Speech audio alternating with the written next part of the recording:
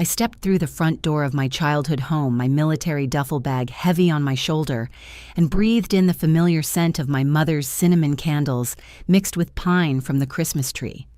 After 8 months deployed as a combat medic in overseas operations, everything felt surreal and precious. The warmth of the house wrapped around me like a hug I desperately needed. My 17-year-old daughter, Emma, looked up from her phone on the couch, her face lighting up with pure joy as she jumped up to embrace me. "Mom, you're finally home!" she squealed, and I held her tight, feeling her grow taller since I left. "Hey, sweetheart," I said, pulling back to study her face. "Tell me honestly, was the $2,000 I sent each month enough for everything you needed?" Emma's bright smile faded into genuine confusion. "What money, Mom?" she asked innocently. I watched my parents exchange terrified glances from across the room, while my sister Jessica suddenly started discussing Christmas dinner plans loudly. The room filled with suffocating silence. My heart hammered against my ribs as I studied Emma's genuinely bewildered expression. Something was catastrophically wrong. "Emma, honey, can you show me your bank statements and college savings account?" I asked, gently trying to keep my voice steady despite the growing panic clawing at my chest.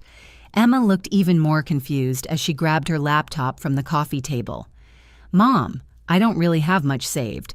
I've been working part-time at Brewster's Coffee downtown to save money for community college because I thought we couldn't afford a real university." The words hit me like shrapnel. I had specifically sent money every month to ensure Emma could focus on her studies and college applications instead of working. My father cleared his throat nervously from his recliner. "Sue, sweetheart, those money transfers might have been delayed in processing, you know how banks can be during the holidays." My mother wrung her hands in her lap, her wedding ring sliding around her thin finger. "These financial systems are so complicated nowadays, honey. Maybe there was some kind of mix-up." Jessica suddenly became very interested in straightening the Christmas stockings hanging from the mantel. "Oh, Sue, you must be exhausted from traveling. Why don't we focus on having a nice family dinner tonight instead of worrying about boring financial stuff?" I pulled out my phone and opened my banking app with deliberate calmness, the way I had learned to stay controlled during medical emergencies in the field. My deployment pay had been automatically transferring $2,000 monthly to my father's account with clear memo notes reading, "For Emma's education and expenses." $16,000 over 8 months, all sent exactly as planned. "Dad," I said quietly, turning my phone screen toward him, "this shows every transfer I made to your account. $16,000 marked specifically for Emma. Where is that money?" My father's face drained of color as he stared at the screen. His hands shook slightly as he reached for his reading glasses. There might have been some investment complications, Sue. Sometimes these financial advisors, they promise things that don't work out the way you expect." My mother started crying softly, dabbing her eyes with a tissue from the box on the side table. "Sue, please don't ruin Christmas over this. We're all together, that's what matters most." Emma looked back and forth between us, her confusion transforming into dawning horror. "What's happening?" "Grandpa did something happen to money Mom sent for me." I sat down beside Emma on the couch, taking her hands in mine. They felt cold and small, reminding me of when she was little, and I would comfort her after nightmares. "Emma, before I deployed you, had a college fund that your grandfather was managing. Can you tell me what happened to that?" My father struggled to his feet, gripping the arms of his recliner. "Now, Sue, that's not fair. I did my best to handle those investments responsibly." "What investments?" I asked, my voice still calm but with steel underneath. "I put that money in a simple savings account specifically to avoid any risk." Jessica dropped the stocking she was holding and turned around with panic written across her face. "Look, I really need to check on my kids next door. Brad's probably wondering where I am." She started moving toward the door with obvious desperation. "Jessica, sit down," I said firmly, using the command voice I had developed during my medical training. "Nobody's leaving this room until we sort this out." The silence stretched between us like a rubber band about to snap. My father sat back down heavily, his breathing labored. My mother's tears fell more freely now, and Emma squeezed my hands tighter as she began to understand that something terrible had been hidden from both of us.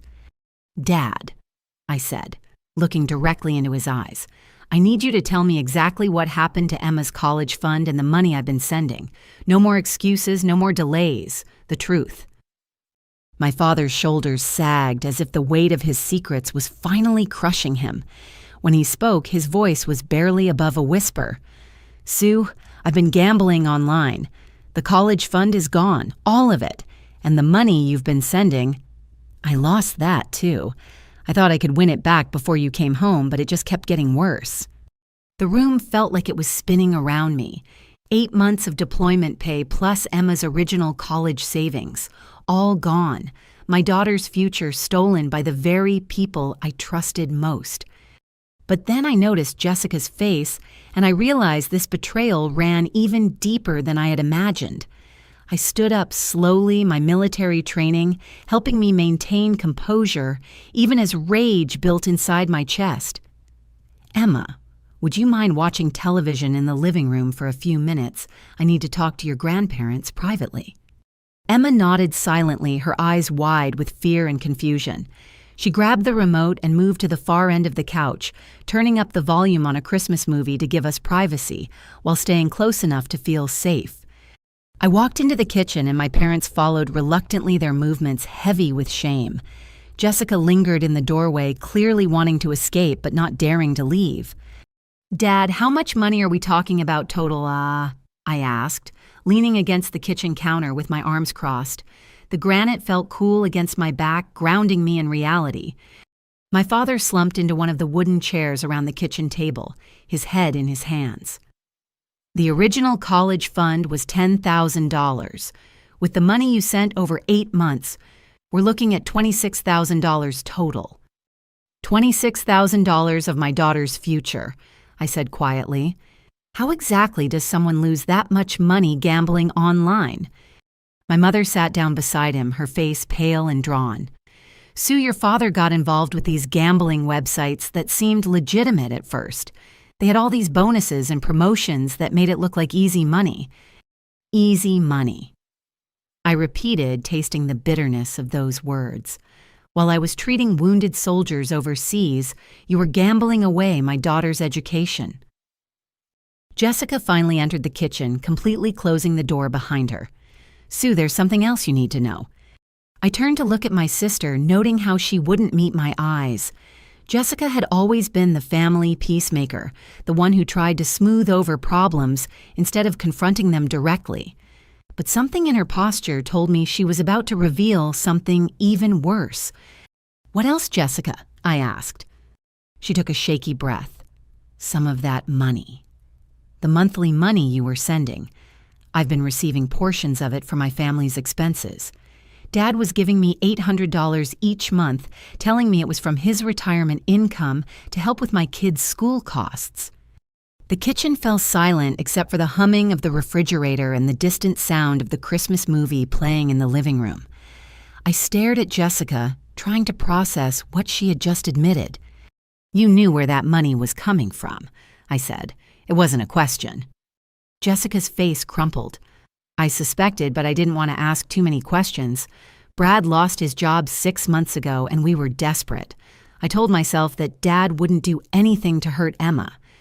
I felt something cold and sharp settle in my stomach. My own sister had been complicit in stealing from her niece while I was deployed and vulnerable. "So while Emma has been working at a coffee shop to save money for community college, you've been using her college fund to pay for your kids' private school tuition." "It's not that simple, Sue," Jessica protested weakly. "Actually, it is exactly that simple," I replied. "You both stole from a child while her mother was serving overseas." My father looked up from his hands, his eyes red with tears. "Sue, I never meant for it to go this far. I thought I could replace the money before you came home. The gambling sites made it seem so easy to win back what I had lost." I pulled out my phone again and started scrolling through my banking records more carefully. "Show me Dad's account statements for the past 8 months, I said. "I want to see exactly where every dollar went." My mother stood up abruptly. "Sue, maybe we should wait until after Christmas to deal with all this financial business." "Mom, sit down," I said firmly. "We're dealing with this right now." As my father reluctantly retrieved his laptop to show me his banking history, I noticed Jessica checking her phone with a worried expression. She was typing a text message quickly, then deleting it, then typing again. "Jessica, who are you texting?" I asked. She looked up guiltily. "Nobody important. Just letting Brad know I'll be late getting home." But something in her eyes told me she was lying about that too. I was beginning to realize that the financial theft was just the beginning of this betrayal, and there were more secrets waiting to be uncovered. My father opened his laptop with trembling fingers, and as the banking website loaded, I saw his face go from pale to ashen gray. "Dad, what is it?" I asked. He turned the laptop screen toward me, and I saw something that made my blood run cold. Along with the gambling website transactions, there were multiple entries for cash advances and high-interest loans. But it was the name on the most recent transactions that made me understand we were dealing with something far more dangerous than simple gambling addiction.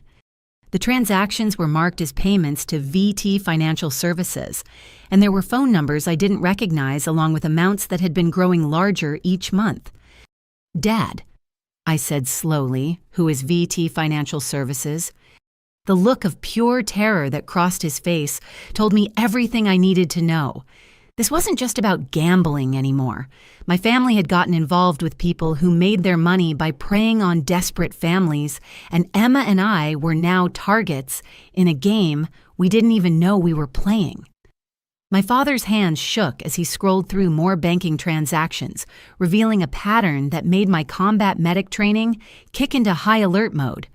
Multiple cash advances from different sources, wire transfers to accounts I didn't recognize, and most disturbing of all, regular payments to VT Financial Services that had been increasing in amount every single month.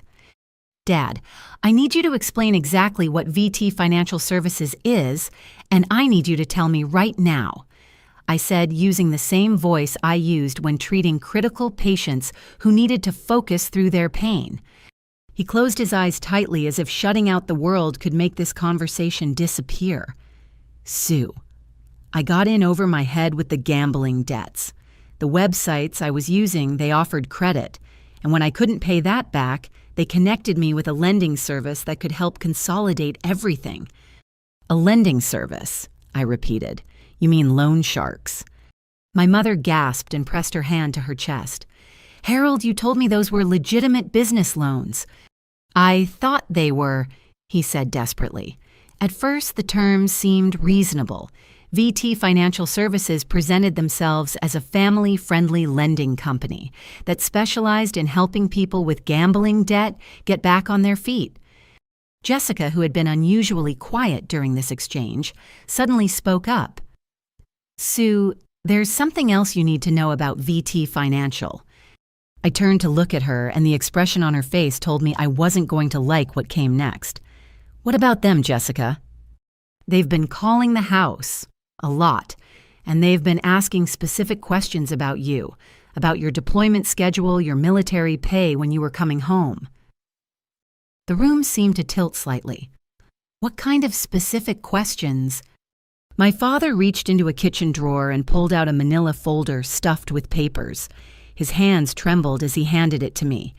They sent documentation, letters, payment schedules, even photographs. I opened the folder and felt my blood pressure spike. There were photos of our house taken from different angles, images of Emma walking to her car in the school parking lot, and even pictures of me in my military uniform that could only have been taken from my social media accounts. "They know everything about our family," my mother whispered. "Your deployment dates Emma's school schedule, even where Jessica lives." I flipped through more papers and found a contract with VT Financial Services that made my stomach drop. The terms were predatory and clearly designed to trap families in impossible debt cycles. But what made it worse was seeing my father's signature on multiple pages agreeing to payment terms that would have been impossible for him to meet even under the best circumstances. Dad, this contract shows you owe them $25,000 with interest climbing at 15% per month. How did you think you were going to pay this back? I didn't think, he admitted. I was desperate, and they made it sound like the interest rate would go down after the first few payments. They said it was just a temporary measure to help me get caught up. Emma called from the living room. Mom, is everything okay? You guys have been talking for a long time. We're fine, sweetheart. I called back, though nothing could have been further from the truth. Just discussing some boring adult stuff. Jessica pulled out her phone and showed me a text message thread that made my military instincts go into full defense mode. Sue, they've been texting me too. Look at this. The messages were from someone identifying himself as Tony from VT Financial. The tone started friendly but had gradually become more threatening over the past month. The most recent message sent just 3 days ago read, Jessica, we know your sister is coming home for Christmas. We need to discuss payment arrangements that involve her military benefits. This situation needs to be resolved quickly for everyone's safety. Jessica, have you been communicating with these people behind Dad's back? I asked. She nodded miserably. They contacted me after Dad missed a payment 6 weeks ago. They said they needed to verify family assets and income sources to restructure the loan terms. I felt ice forming in my veins. What information did you give them? They already knew most of it, she said defensively. They knew about your deployment, pay your medical training, even which base you were stationed at. I just confirmed some details about the family situation. What kind of details, Jessica? They asked about Emma's college plans, whether you had life insurance through the military, what kind of benefits you receive. She paused, looking sick. They also asked about your relationship status and whether you had any other family members who might be able to help with financial emergencies. I realized with growing horror that VT Financial Services wasn't just a loan shark operation. They were specifically targeting military families using the deployment separation to manipulate vulnerable relatives into impossible debt situations. And now they had detailed intelligence about my family's financial situation, Emma's vulnerabilities, and my military benefits. Dad, how many other military families do you think they're targeting this way? I asked. He looked confused. I don't know, Sue. I thought I was the only one with gambling problems. But I was beginning to understand that his gambling addiction had been carefully cultivated and exploited by people who made their living destroying military families while their soldiers were deployed and unable to protect them. The house phone rang and we all froze. My mother looked at the caller ID and her face went white. It's them, she whispered. VT Financial Services. Answer it, I said quietly. Put it on speaker. I want to hear exactly what they have to say. My mother picked up the phone with a trembling hand. Hello. Mrs. Patterson, this is Tony Vega from VT Financial Services. I believe your daughter Sue is home for the holidays now. We need to schedule a family meeting to discuss resolving your husband's account balance. Is she available to speak with me directly? I took the phone from my mother's hand. This is Sue Patterson. Who am I speaking with? Sue, it's wonderful to finally speak with you directly. Tony said, his voice smooth and friendly in a way that set off every alarm bell I had developed during my military service. I understand there may have been some confusion about your father's financial arrangements, but I'm confident we can work together to find a solution that benefits everyone. What kind of solution? I asked, keeping my voice neutral. Well, according to our paperwork, your family has significant assets and income sources that weren't being considered in your father's original payment plan. We'd like to discuss restructuring the loan terms to include your military benefits and deployment savings. This would actually reduce the monthly payment burden significantly. I felt my jaw clench. Mr. Vega, I don't owe your company any money. Of course not directly, he said, chuckling in a way that made my skin crawl. But family financial obligations often require creative solutions. Your father's situation affects everyone, especially your daughter's future prospects. We're hoping to find an arrangement that protects Emma's interests while honoring the existing debt obligations. The threat was subtle but unmistakable. They were telling me that Emma's safety depended on my cooperation with their financial demands. "Mr. Vega, what exactly are you proposing?" I asked. "I think this kind of conversation is better handled in person," he replied. "Family financial planning is too important for phone discussions. Would tomorrow afternoon work for a brief meeting at your parents' house? I can bring the necessary paperwork to formalize a new arrangement that benefits everyone involved." I looked around the kitchen at my family's terrified faces and realized I was about to enter a battle that would require every bit of my military training and protective instincts. "Tomorrow afternoon is fine," I said. "What time?"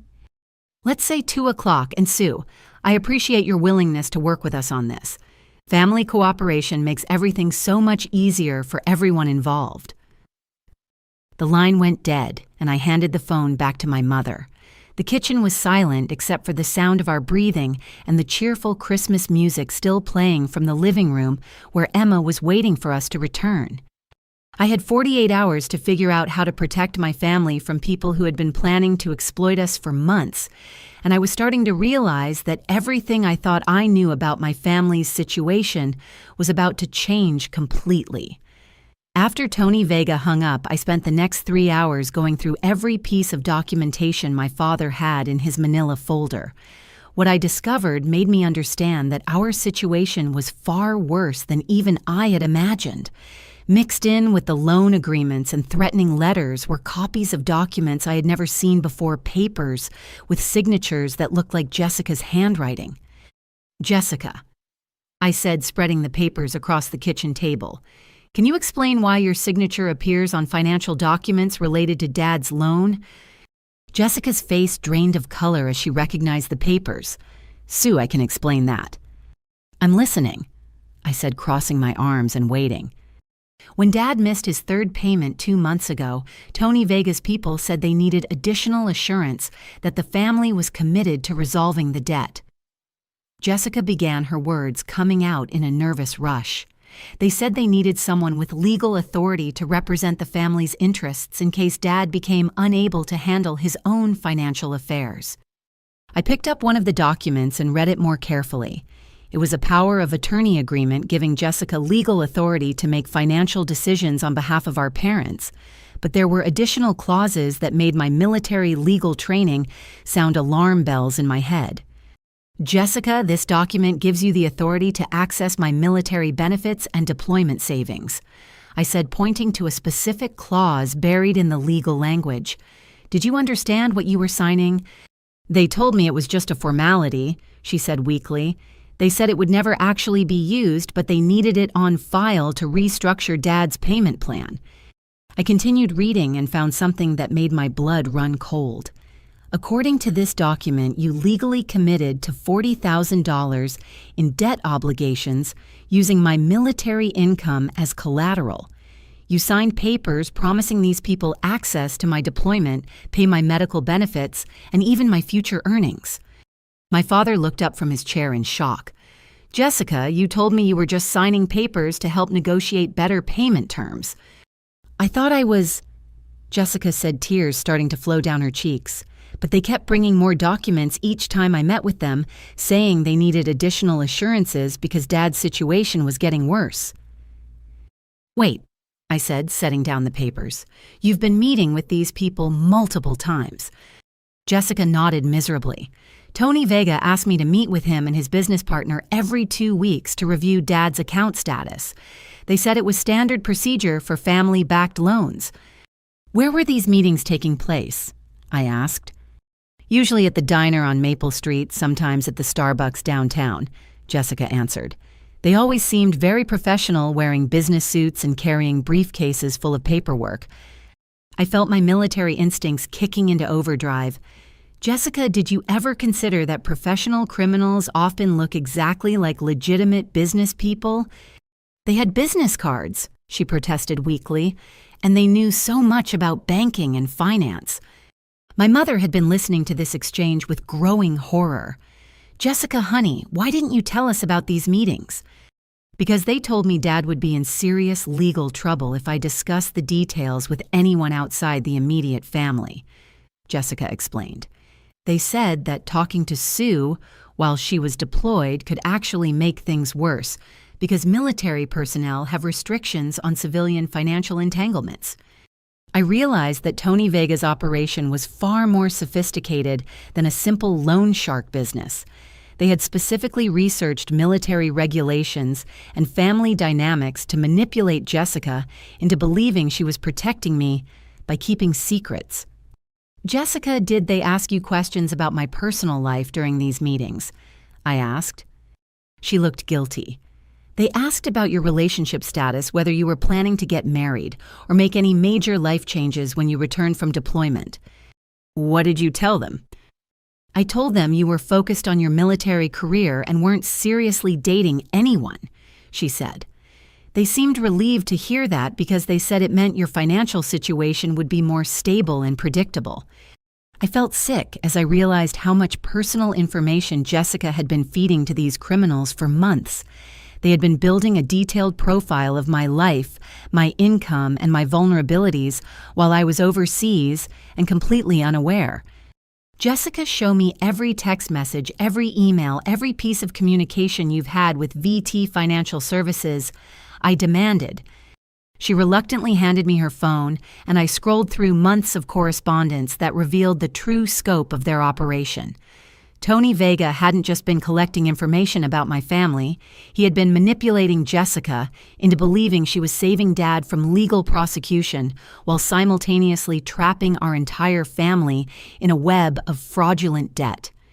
But the worst discovery came when I found a voice recording on Jessica's phone that she had apparently forgotten about. It was from her last meeting with Tony Vega, and his voice came through clearly as he explained their next steps.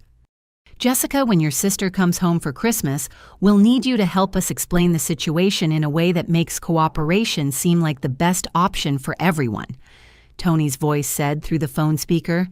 "Military people can be stubborn about financial matters, so we'll need to present this as a family emergency that requires immediate attention."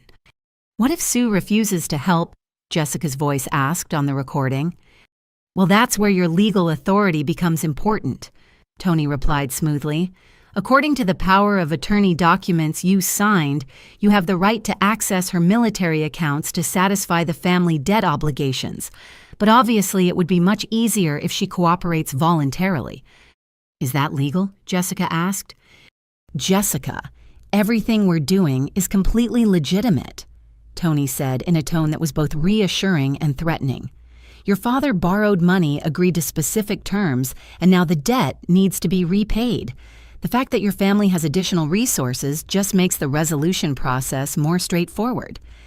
The recording continued for several more minutes, revealing that Tony Vega had coached Jessica on exactly what to say and how to present the situation to make me feel responsible for solving Dad's problem. I looked up at Jessica, who was crying openly now. "Jessica, do you understand what you've done? You've given criminals legal authority to steal my military benefits and savings." "I thought I was helping," she sobbed. "I thought I was protecting Dad from going to jail." Emma appeared in the kitchen doorway, having heard the crying and raised voices. "Mom, what's happening? Why is Aunt Jessica crying?" I walked over to Emma and put my arms around her shoulders. "Sweetheart, we're dealing with some complicated financial problems that your grandfather got involved in. Some people have been taking advantage of our family while I was deployed." "Are we in danger?" Emma asked, her voice small and scared. I looked around the kitchen at the evidence of months of manipulation and fraud spread across the table, then at my family's terrified faces. Tomorrow afternoon, Tony Vega and his associates would be coming to our house expecting to finalize their scheme to steal my military benefits and trap my family in permanent debt. "Emma, we're going to be fine," I said, making a promise I intended to keep no matter what it took. "But I need you to trust me and do exactly what I say for the next few days, okay?" She nodded, and I realized that my real deployment was just beginning. I had spent 8 months protecting strangers overseas, and now I needed to use every skill I had learned to protect my own family from people who had been systematically destroying military families while their soldiers were deployed and helpless to fight back. The war was coming home, and I was ready to fight it. The next morning, I woke up before dawn and spent 2 hours researching VT Financial Services online. What I found confirmed my worst fears. They weren't listed with any legitimate business bureaus, had no physical office address, and their website had been created less than 2 years ago. But more disturbing were the scattered forum posts I found from other military families describing similar experiences with debt manipulation and threats. At exactly 2 o'clock in the afternoon, a black SUV pulled into my parents' driveway. Through the living room window, I watched 3 men in expensive suits get out of the vehicle. The driver was tall and lean with graying hair, while the other 2 were younger and built like bodybuilders stuffed into business attire. Tony Vega knocked on the front door with the confidence of someone who expected to be welcomed. I opened it myself, keeping my expression neutral while studying his face. He was probably in his 50s with calculating eyes and a smile that never reached them. "Sue Patterson," he said, extending his hand for a handshake. "Tony Vega, it's wonderful to finally meet you in person." I shook his hand briefly, noting the expensive watch on his wrist and the way his associates positioned themselves to have clear views of both the front yard and the interior of the house. "Mr. Vega, please come in." They followed me into the living room where my parents sat stiffly on the couch, with Jessica perched nervously in the armchair. Emma was upstairs in her room following my instructions to stay out of sight during the meeting. Tony settled into my father's recliner without being invited, spreading several manila folders across the coffee table with practiced efficiency. His associates remained standing near the front door, their hands clasped behind their backs like security guards. "Sue, I appreciate your willingness to meet with us today." Tony began opening the first folder.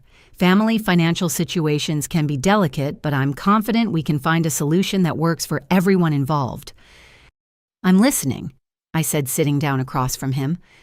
Tony pulled out a thick document and turned it toward me. "Your father's current debt balance is $42,000, including accumulated interest and administrative fees. Under normal circumstances, this would require monthly payments of $3,800 for the next 18 months. I glanced at my father, whose face had gone pale at the mention of $3,800 monthly payments.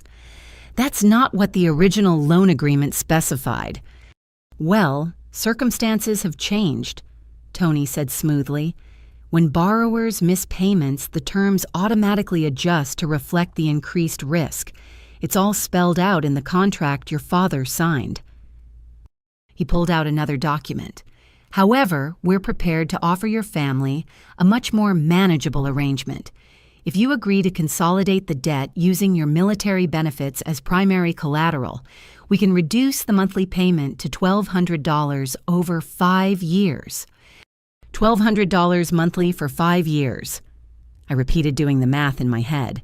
That's $72,000 total for a debt that started at $25,000. Plus administrative costs and insurance fees," Tony added casually. "But the payment schedule would be much easier for your family to manage, and it protects your father from any legal complications." One of his associates stepped forward slightly. "Mr. Vega, should I explain the alternative arrangements?" Tony held up a hand. "Let's give Sue a chance to consider the primary option first." He turned back to me with that cold smile. "Sue, I want to be clear about something. Your family's debt situation affects everyone, but it especially affects Emma's future opportunities." The casual mention of my daughter's name sent ice through my veins, but I kept my expression unchanged. "How so?" "Well, young people today face so many challenges," Tony said, his voice taking on a concerned tone that felt like a threat wrapped in false sympathy. "College applications, part-time jobs, driving to and from school. There are so many things that can go wrong when families are under financial stress." "Are you threatening my daughter?" I asked quietly. Tony looked genuinely shocked. "Sue, I would never threaten anyone, especially a child. I'm simply pointing out that unresolved family debt creates stress that affects everyone involved. Emma seems like a bright, responsible young woman. It would be unfortunate if family financial problems interfered with her college plans or her sense of security. He opened another folder and showed me photographs of Emma leaving her high school, walking through the parking lot of Brewster's Coffee, where she worked, and getting into her car outside our house. The photos were taken from different angles and clearly showed that she had been under surveillance for weeks. "We believe in staying informed about the families we work with," Tony explained. "It helps us understand the full scope of everyone's needs and responsibilities." My father spoke up from the couch, his voice shaky with fear. "Sue, maybe we should just accept their payment plan. It would give us time to figure things out." "Dad, quiet," I said firmly, not taking my eyes off Tony. "Mr. Vega, let me make sure I understand your proposal. You want me to sign documents giving you access to my military benefits and savings to pay for debt that I didn't create, using payment terms that would cost our family nearly 3 times the original amount borrowed." "I prefer to think of it as a family investment in peace of mind," Tony replied. "Military families face unique challenges, and we specialize in providing financial stability during difficult transitions. And if I refuse—" Tony's smile faded slightly. "Sue, I hope you won't refuse. Refusal would force us to pursue other collection methods, which could be much more disruptive for everyone involved." He gestured to one of his associates who pulled out a tablet and showed me a legal document. "Your sister Jessica signed papers giving her power of attorney over family financial decisions. If you're unwilling to cooperate voluntarily, she has the legal authority to access your military accounts on behalf of resolving the family debt." I looked at Jessica, who was crying silently in the armchair. "Jessica, is that true?" "I didn't understand what I was signing," she whispered. "They told me it was just to help Dad with paperwork." Tony shrugged. "Legal documents are legal documents regardless of the signer's level of understanding. Jessica has the authority to act on your family's behalf, and we have documentation supporting our right to collect payment through whatever means necessary." "What kind of means?" I asked. "Well, military personnel have very specific financial obligations," Tony explained. "If your family defaults on legitimate debt, it could affect your security clearance, your deployment eligibility, even your career advancement opportunities. We certainly wouldn't want any of that to happen." I realized that Tony Vega had done his research on military regulations and was prepared to use my own career requirements against me. Military personnel could lose their security clearances for financial irresponsibility, and without a clearance, my medical training would be worthless in the military context. Additionally, Tony continued, Emma's college financial aid applications could be affected by family debt default. Students from families with unresolved financial obligations often find it difficult to qualify for federal education loans. "You've researched Emma's college applications?" I asked. "We believe in being thorough," Tony said. "Emma has applied to several excellent universities, and she's clearly worked hard to maintain good grades while managing her part-time job. It would be tragic if family financial problems prevented her from achieving her educational goals." I stood up slowly, using the movement to position myself between Tony and the staircase leading to Emma's room. "Mr. Vega, you seem to know a lot about my family, but there are some things you apparently haven't researched very thoroughly. Such as the fact that I'm not just a medic," I said quietly. "I'm a combat medic who has spent the last 8 months dealing with people who try to hurt innocent families, and I've gotten very good at identifying threats and neutralizing them." Tony's expression shifted slightly, and I saw him exchange a glance with his associates. "Sue, I think you're misunderstanding the nature of our business relationship.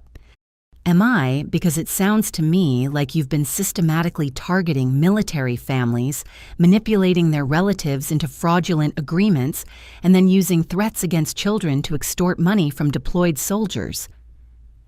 "Those are very serious accusations," Tony said, his voice taking on a harder edge. "Yes, they are," I agreed, "and I have 48 hours to decide whether to pay your extortion demands or find another way to handle this situation." Tony closed his folders and stood up. Sue, I had hoped we could resolve this amicably. Your father borrowed money from legitimate lenders, and that debt needs to be repaid according to the terms he agreed to. Family cooperation makes this process much easier for everyone involved. And if my family doesn't cooperate, Tony's smile returned, but now it looked predatory rather than friendly. Then we'll be forced to pursue collection through the legal authorities your sister granted us. But I'm confident that once you've had time to consider Emma's best interests, you'll realize that cooperation is the smartest choice for everyone. He headed toward the front door, followed by his associates. We'll contact you in 48 hours for your decision, Sue.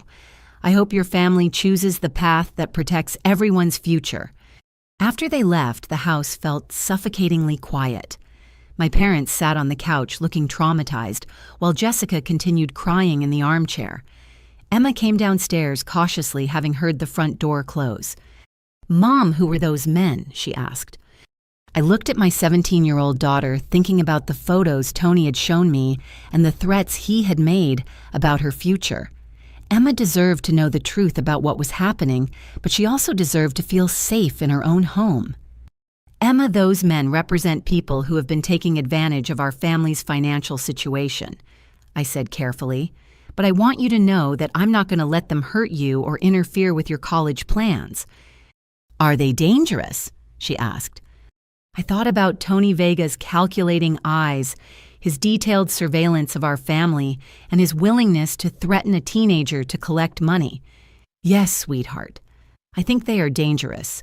But dangerous people can be stopped if you know how to fight them properly. Emma looked at me with the same trust she had shown as a little girl when I promised to protect her from monsters under her bed. The difference was that this time, the monsters were real, and they had been planning to destroy our family for months. But they had made one critical mistake. They had assumed that a deployed military medic would be too isolated and overwhelmed to fight back effectively.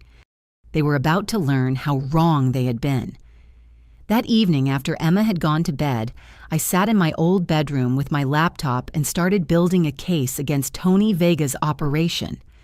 My military training had taught me that the best defense against a well-organized enemy was intelligence gathering, followed by a strategic counterattack using resources they didn't know you had.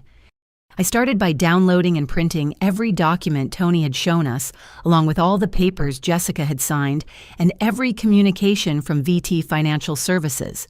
Then I began researching federal laws regarding crimes against military personnel and their families. What I discovered was both encouraging and horrifying. There were specific federal statutes designed to protect deployed military personnel from financial exploitation, but they were rarely enforced because most victims didn't know they existed or were too intimidated to report the crimes. At 2 a.m, I found what I was looking for. The Service Members Civil Relief Act included provisions making it a federal crime to target deployed military personnel's families with predatory lending schemes, especially when those schemes involved fraudulent documentation or threats against family members. I also found contact information for the Military Legal Assistance Office at my home base, which provided legal services to military personnel dealing with civilian legal problems. More importantly, I discovered that the FBI had a specialized unit that investigated financial crimes, specifically targeting military families. By dawn, I had compiled a comprehensive file documenting Tony Vega's operation.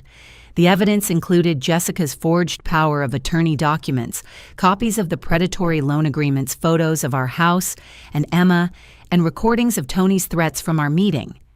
But I needed more evidence to build a case strong enough to shut down their entire operation. I suspected that our family wasn't the only one being targeted, and if I could find other victims, we might be able to build a federal case against the entire network. I called the Military Legal Assistance Office as soon as they opened and explained our situation to Captain Amanda Rodriguez, a JAG officer who specialized in civilian financial crimes against military families. Sergeant Patterson, what you're describing sounds like a sophisticated operation that's specifically targeting deployed military personnel, Captain Rodriguez said. These criminals know that soldiers overseas have limited ability to monitor their families' financial situations, making them perfect targets for this kind of exploitation. Captain, is there any way to trace other families who might be going through similar situations? I asked. Actually, yes. We've been tracking reports of predatory lending schemes targeting military families across several states. If your case involves the same network we've been investigating, your evidence could be crucial for building a federal prosecution. Captain Rodriguez connected me with FBI Special Agent Rachel Porter, who worked with a joint task force investigating financial crimes against military personnel. Agent Porter asked me to bring all our documentation to the FBI field office that afternoon. Sergeant Patterson, I want you to understand that if you decide to cooperate with our investigation, you and your family will be taking some personal risks, Agent Porter explained during our phone conversation. These criminal organizations can be dangerous when they realize they're under federal investigation. Agent Porter, they're already threatening my family, I replied. The only question is whether we fight back or let them destroy us. In that case, I think we can help each other. That afternoon, I drove to the FBI field office with a box full of evidence documenting Tony Vega's operation. Agent Porter was a woman in her 40s with graying hair and intelligent eyes that reminded me of some of the senior military officers I had worked with overseas. Sergeant Patterson, this documentation is exactly what we've been looking for, Agent Porter said after reviewing our files. VT Financial Services is part of a larger criminal network that has been systematically targeting military families across 7 states. She showed me a map with red pins marking locations where similar schemes had been reported. They specifically target families with deployed soldiers using the deployment separation to manipulate vulnerable family members into fraudulent debt agreements. How many families are we talking about? I asked. At least 47 that we know of, but we suspect there are many more who haven't reported the crimes because they're too embarrassed or intimidated. Agent Porter explained that the criminal network had stolen over $2 million from military families, using variations of the same scheme Tony had tried with our family. They targeted soldiers' relatives with gambling addiction, financial emergencies, or other vulnerabilities, then used fraudulent documentation to claim legal authority over the soldiers' military benefits. The genius of their scheme is that they make the families feel responsible for the debt while making the soldiers feel responsible for protecting their families, Agent Porter said. Most victims end up paying rather than risk having their children threatened or their military careers destroyed. But not all of them. No, not all of them. We have 3 families who fought back and provided evidence, but we need more documentation to build a case strong enough to shut down the entire network. Your sister's power of attorney documents and the recordings of Tony's threats could provide the missing pieces we need. Agent Porter outlined a plan that would allow me to gather additional evidence while protecting my family from retaliation. If you're willing to work with us, we can set up a controlled operation that lets Tony Vega think he's successfully collecting money, while actually documenting his crimes for federal prosecution. What would that involve? You would agree to meet with Tony again, but this time you'd be wearing recording equipment and following a script designed to get him to admit details about his operation. We'd have agents positioned nearby for your protection, and we'd coordinate with your military command to ensure your security clearance isn't affected by the investigation. I thought about Emma's frightened expression when she asked if we were in danger and about the other military families who were probably going through the same terror we had experienced. Agent Porter, what are the chances of actually stopping these people? With your evidence and cooperation, I'd say we have an excellent chance of dismantling their entire operation and recovering money for the families they victimized. That evening, I sat down with Emma and explained what was happening. She deserved to know that her mother was about to take on a criminal organization, and she deserved the chance to help protect other families from what we had experienced. "Mom, are you going to be okay?" she asked after I finished explaining the FBI plan. "Emma, I've spent 8 months protecting other people's families overseas. Now I get to protect our family and other military families right here at home. This is what I trained for. Can I help? I looked at my 17-year-old daughter who had been working at a coffee shop to save money for college, while criminals stole her education fund, and I realized that she had inherited more than just my stubborn streak. Actually, Emma, there is something you can do to help, but it's going to require you to be very brave and very careful. What is it? Agent Porter thinks there might be other teenagers in our area whose families are being targeted by the same criminals. If you could carefully ask around at school and work, you might be able to identify other families who need help. Emma straightened up with the same determination I had seen in young soldiers who were ready to serve something bigger than themselves. "Mom, I'll find them." As I watched Emma begin planning her own investigation, I realized that Tony Vega's operation had made a fatal mistake. They had assumed that military families would be isolated and helpless when their soldiers were deployed. But they had forgotten that military families are part of a community that protects its own, and they had just awakened a community that was ready to fight back. The next morning, Agent Porter called with disturbing news that changed everything I thought I knew about our situation.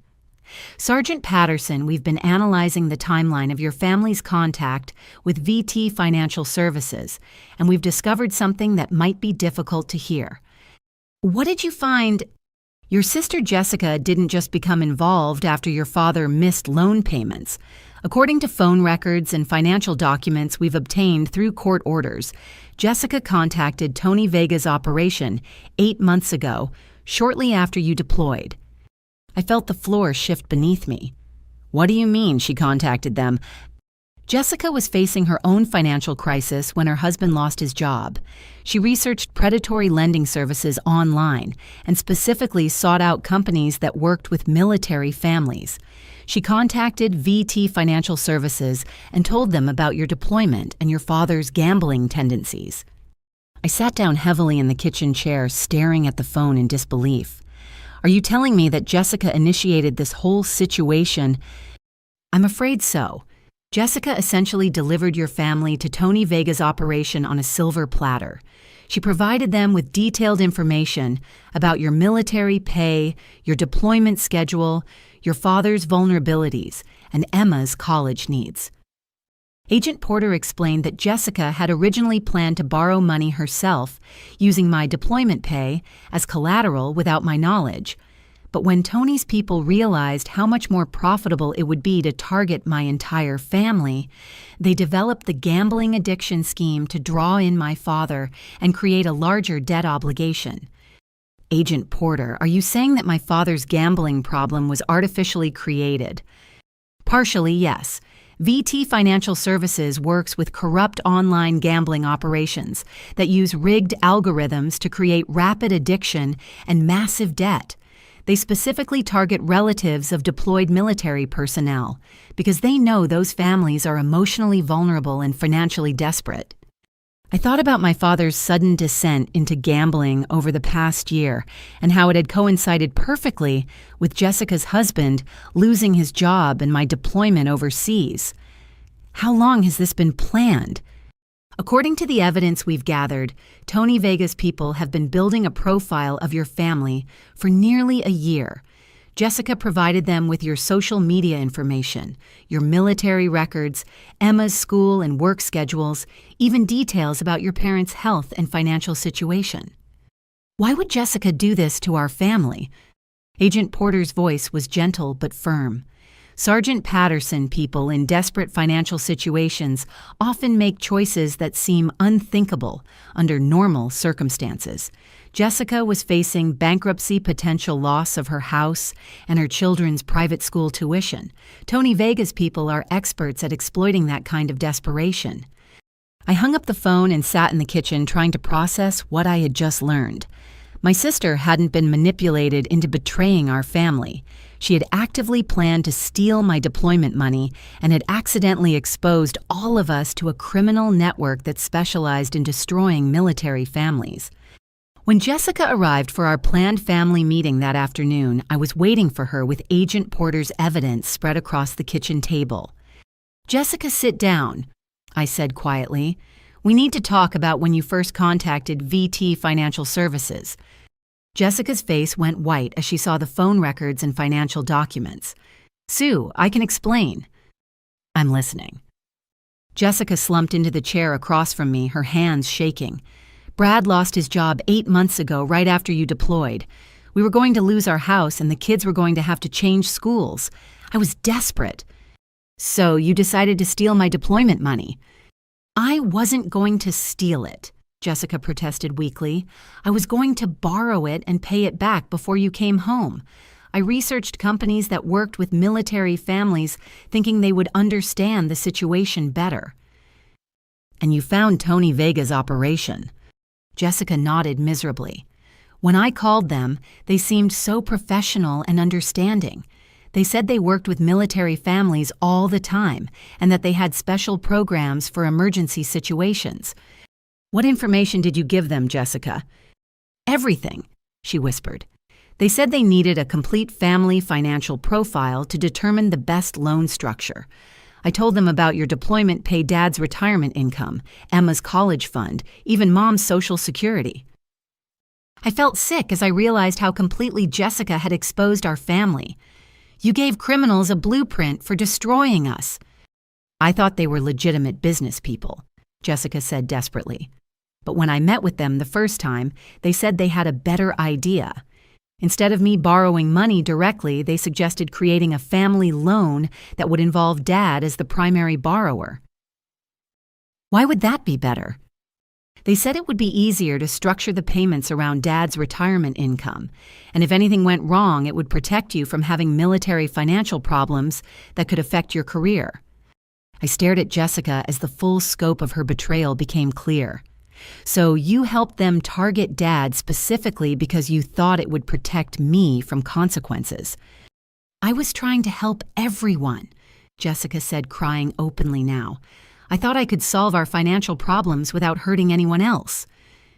"Jessica, you fed our father to loan sharks and put Emma in danger because you were too proud to ask for help." "I was going to tell you when you came home," she said weakly.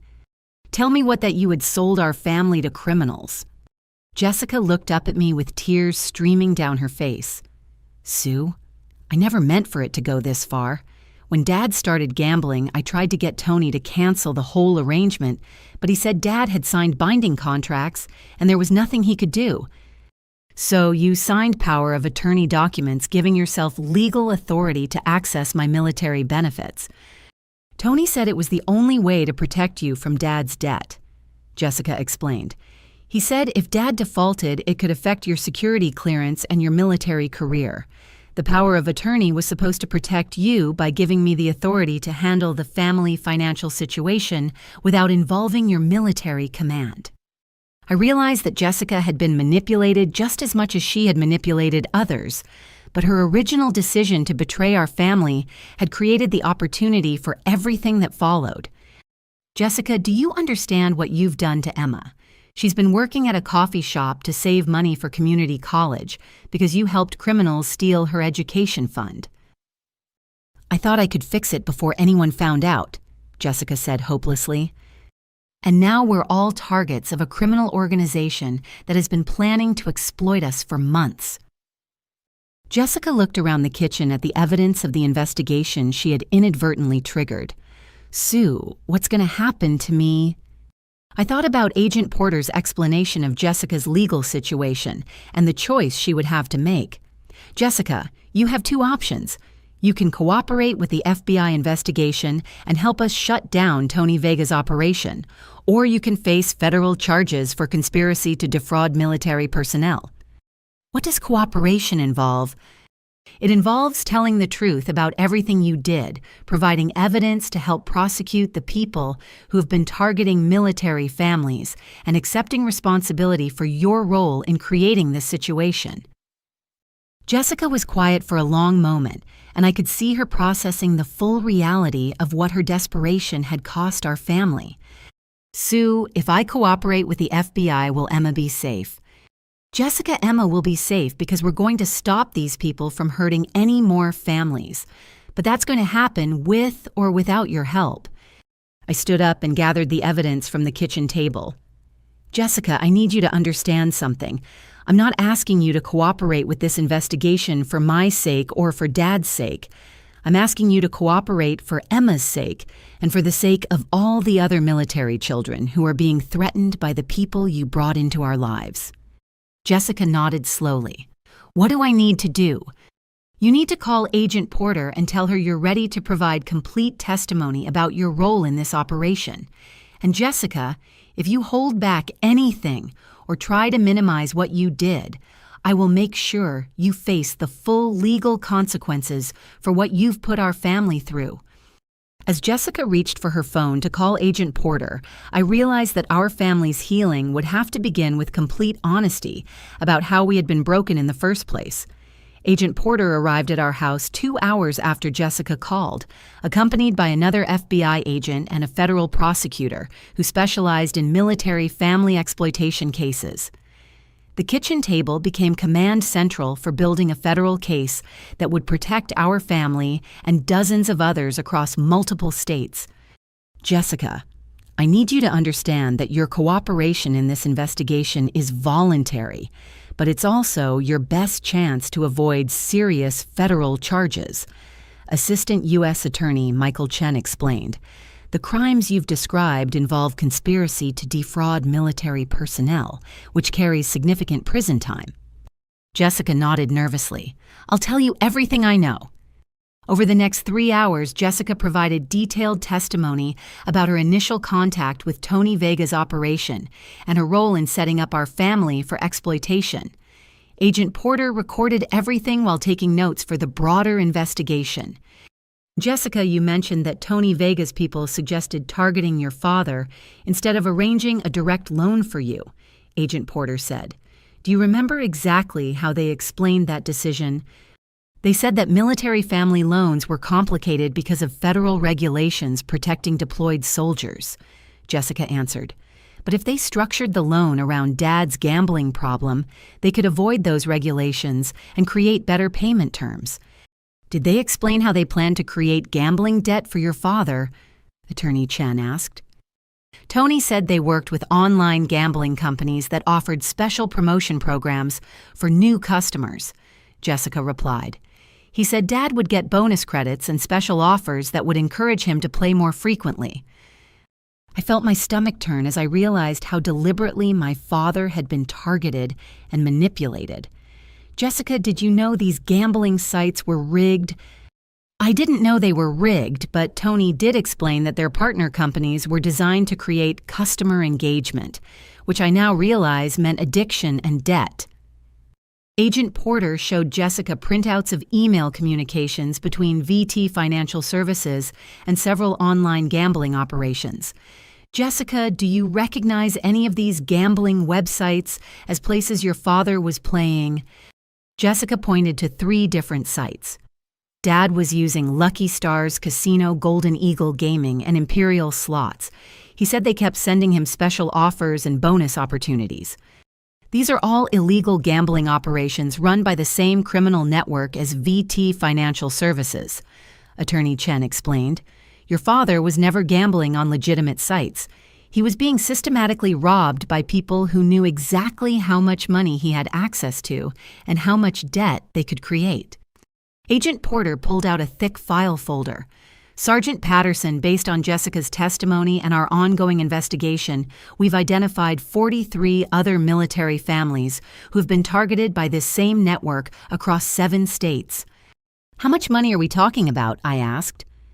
Over $2.3 million in documented theft, but we suspect the actual amount is much higher because many families haven't reported the crimes. Attorney Chen opened his laptop and showed us a map of the United States with red dots marking locations where military families had been victimized. The pattern is always the same.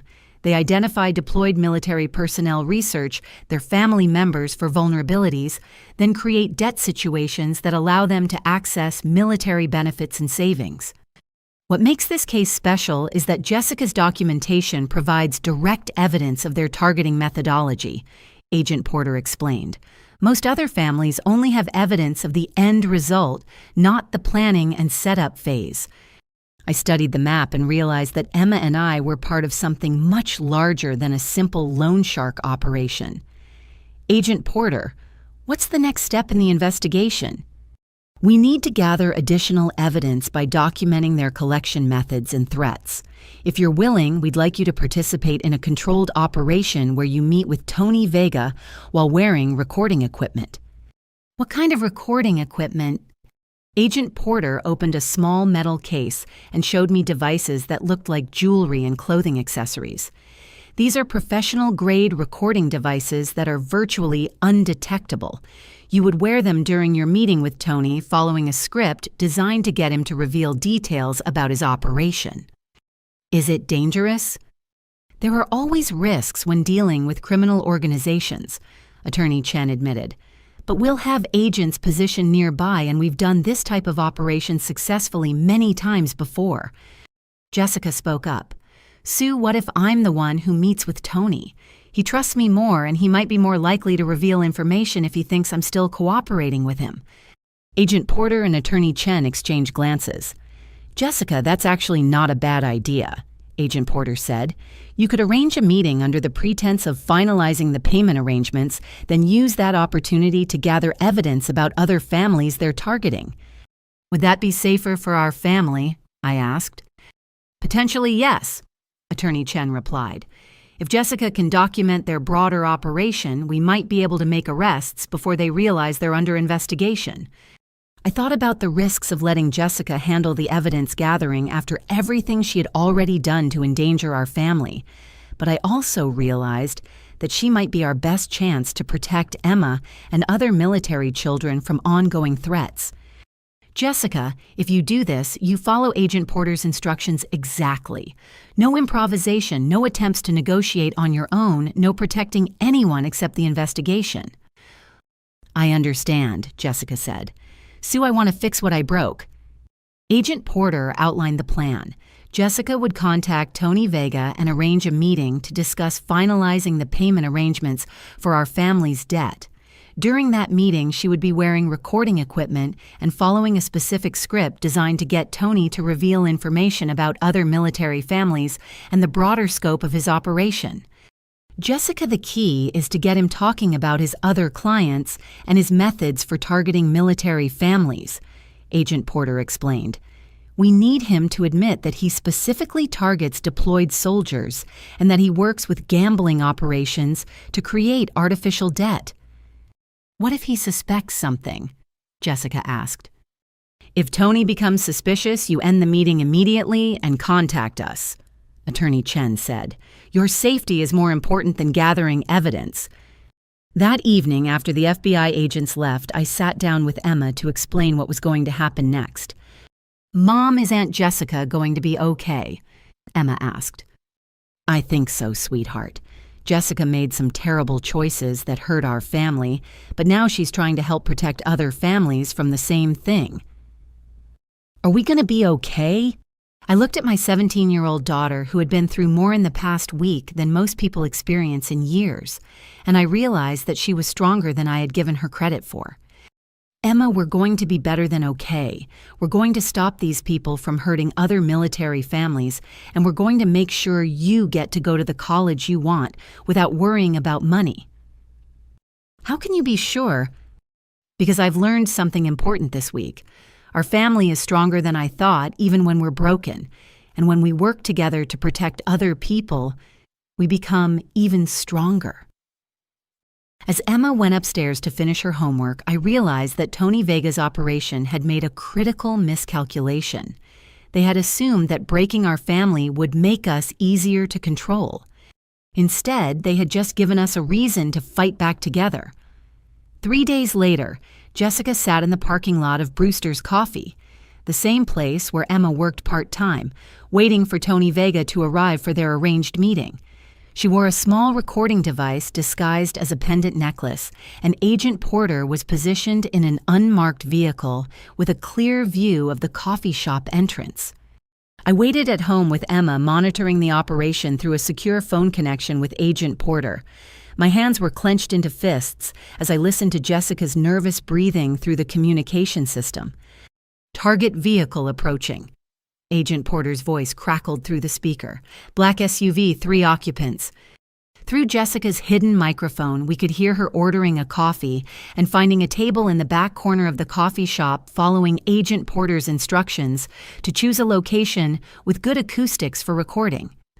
Tony Vega entered the coffee shop exactly on time, accompanied by one of his associates from our previous meeting. He wore the same expensive suit and confident expression, clearly expecting Jessica to provide him with good news about our family's willingness to cooperate. "Jessica, you look well," Tony said, sitting down across from her. "I hope you have positive news about Sue's decision regarding the payment arrangements." "Sue is considering the options you presented," Jessica replied, following the script Agent Porter had provided. "But she has some questions about the specifics of your operation." "What kind of questions?" "She wants to know how many other military families you work with," Jessica said. "Sue is concerned about whether your company has experience handling complex military benefit situations." Tony smiled proudly. "Jessica VT Financial Services specializes in military family financial solutions. We work with dozens of families across multiple states, all with situations similar to yours." "What makes military families different from regular clients?" Jessica asked, encouraging him to explain his targeting methodology. "Military families face unique challenges," Tony explained.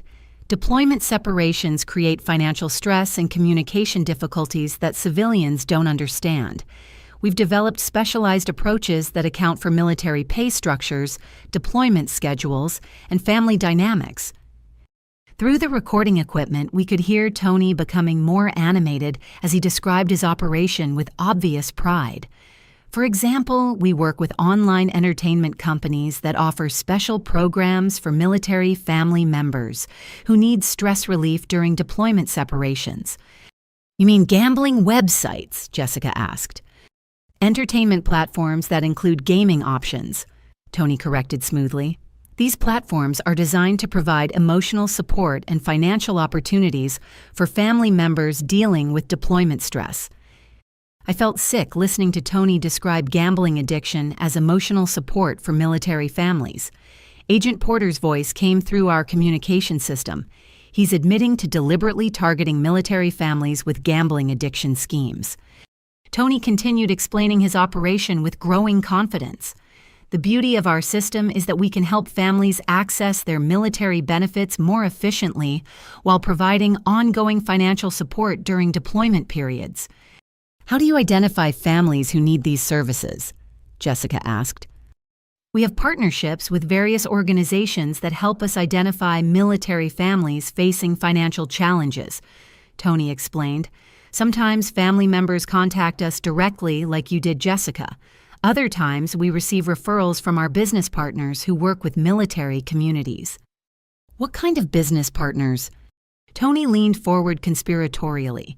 "We work with bankruptcy attorneys, debt consolidation services, even some financial advisors on military bases. They help us identify families who could benefit from our specialized military family loan programs." Agent Porter's voice crackled through our speaker. "He's describing a systematic targeting network." "Jessica, I want you to understand that Sue's situation is not unique," Tony continued. "We're currently working with 47 military families across 7 states, all with similar circumstances. Deployed soldiers, family, financial stress children facing college expenses. We've helped all of them access their military benefits more effectively." 47 families, Jessica repeated for the recording. "Actually, 52 as of this week," Tony corrected. "Military families trust us because we understand their unique needs and challenges." Jessica followed Agent Porter's script perfectly. "Tony Sue wants to understand exactly how the payment process works with military benefits." "It's quite simple," Tony explained. "Once we have proper legal authority, we can work directly with military pay centers to arrange automatic deductions. The soldier never has to worry about missed payments or administrative complications. Legal authority. Power of attorney documents like the ones you signed, Jessica. They give us the authority to represent family interests with military financial offices. Through the recording, we could hear Tony's associate speaking quietly to him about something. Tony nodded and turned back to Jessica. "Jessica, I need to share something important with you," Tony said, his voice taking on a more serious tone. "We've been monitoring some unusual activity related to military family financial investigations. It's possible that some of our clients have been contacted by federal investigators asking questions about our services." "What kind of investigators?" Jessica asked, trying to keep her voice steady. "FBI agents claiming to investigate financial crimes against military families," Tony replied. "These investigators have been spreading false information about legitimate business practices in the military family financial services sector." I felt my heart pounding as I realized Tony was warning Jessica about the investigation she was secretly participating in. "What should families do if investigators contact them?" Jessica asked. "The most important thing is not to provide any information without consulting with us first," Tony explained. "These investigators often misrepresent normal business practices as criminal activity. They try to frighten military families into providing false testimony about companies that have legitimately helped them access their benefits." Agent Porter's voice came through our speaker. "He's coaching witnesses to obstruct federal investigations." Tony continued his warning. "Jessica, if any investigators contact your family, you need to call me immediately. We have attorneys who specialize in protecting military families from false federal charges." False charges. The federal government sometimes tries to prosecute legitimate financial service providers who work with military families, Tony said. "They claim that helping families access their own military benefits is some kind of fraud or exploitation." Through the recording equipment, we could hear Tony's phone ringing. He answered it and had a brief whispered conversation that Jessica couldn't hear clearly. After hanging up, Tony's demeanor changed completely. His friendly professional tone disappeared, replaced by something cold and threatening. "Jessica, I just received some disturbing information," he said quietly.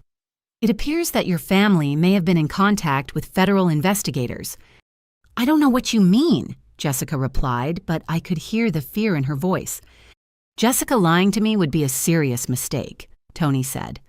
"My business partners have very sophisticated ways of monitoring potential threats to our operations." Agent Porter's voice crackled urgently through our speaker. "Abort! Jessica needs to leave immediately." But before Jessica could respond, Tony's associate stood up and moved to block her path to the coffee shop exit. "Jessica, I think we need to have a more detailed conversation about your family's situation," Tony said. "Perhaps somewhere more private than this coffee shop." Through the recording equipment, we could hear Jessica's breathing becoming rapid and panicked. The sting operation that was supposed to gather evidence against Tony Vega had just become a potential kidnapping situation. And Emma and I were listening to it happen in real time, helpless to protect the sister who had betrayed us, but was now risking her life to help us fight back. Agent Porter's voice exploded through our communication system. "All units move, now subject is attempting to detain our witness." Through Jessica's recording device, we could hear the chaos erupting in the coffee shop as FBI agents stormed through the entrance. Tony Vega's voice cut through the noise, shouting orders to his associate, while chairs scraped across the floor and other customers screamed in confusion. "Federal agents, nobody move." Agent Porter's commanding voice boomed through the recording. "Anthony Vega, you're under arrest for conspiracy to defraud military personnel." I gripped Emma's hand as we listened to the takedown happening in real time. The recording captured Tony's furious protests and his associate's attempt to escape through the coffee shop's back exit, followed by the sounds of additional agents intercepting him in the parking lot. "Jessica, are you injured?" Agent Porter's voice asked clearly. "I'm okay," Jessica replied, though her voice was shaking. "I'm okay." 20 minutes later, Agent Porter called us directly. Sergeant Patterson, your sister is safe and unharmed. We have Tony Vega and his associate in custody, and we've seized his phone and laptop containing evidence of his broader operation. What did you find? I asked. More than we hoped for. Tony's phone contains contact information for 57 military families across 8 states, along with detailed profiles of their financial situations, deployment schedules, and family vulnerabilities. Agent Porter explained that Tony's laptop revealed the full scope of the criminal network. VT Financial Services was connected to 12 different online gambling operations, 6 bankruptcy law firms, and at least 20 military base financial advisors who were secretly feeding information to the criminal organization. Sergeant Patterson, your case has helped us identify a systematic operation that has been targeting military families for over 3 years. Attorney Chen said when he arrived at our house an hour later. The evidence we gathered today will allow us to make arrests across multiple states and recover money for dozens of families. Emma sat beside me on the couch, listening intently as Attorney Chen spread out documents showing the connections between various criminal organizations that had been working together to exploit military families. How much money did they steal total? Emma asked. Based on the records we've seized, over $4.2 million from military families nationwide, Attorney Chen replied, but the psychological damage is probably worth much more than that. Agent Porter arrived with Jessica, who looked exhausted but relieved. Sue, I got him to admit everything, Jessica said as she sat down in the armchair. Tony described the whole operation, including how they specifically target deployed soldiers' families. Jessica, you did exactly what we needed you to do, Agent Porter said. Tony's recorded admissions will be crucial evidence in prosecuting the entire network. Attorney Chen opened his laptop and showed us a map displaying the locations of all the military families that had been targeted by Tony's organization. Red dots covered states from California to North Carolina, with clusters around major military bases. Each red dot represents a military family that has been systematically victimized, Attorney Chen explained.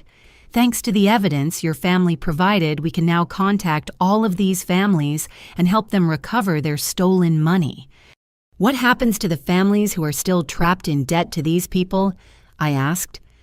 All fraudulent debt agreements will be declared invalid, Attorney Chen said. Any money paid to VT Financial Services will be returned to the families, plus interest and additional compensation for damages. Agent Porter pulled out a thick folder of documents. Sergeant Patterson, we've also identified something else that might interest you. Tony's organization wasn't just stealing money from military families, they were selling detailed personal information about deployed soldiers to other criminal networks. What kind of information? I asked, feeling a chill run down my spine. Deployment locations, return dates, family contact information, even details about soldiers' military specialties and security clearance levels, Agent Porter explained. This information was being sold to identity theft networks and other criminal organizations that prey on military personnel. Emma looked up from the documents she was reading. Mom, this means Emma's friend Sarah's family might be involved too, right? What do you mean, Emma? Agent Porter asked. Sarah's dad is deployed with the Army and her family has been acting really strange lately, Emma explained. Her mom started working 2 jobs even though she said they were doing fine financially, and Sarah had to quit the debate team because they couldn't afford the travel expenses. I felt my heart sink as I realized Emma had identified another victim family right in our own community. Agent Porter, how do we check whether Sarah's family is being targeted? We can cross-reference the family name with Tony's contact database, Agent Porter said, opening her laptop. What's Sarah's last name? Morrison, Emma replied.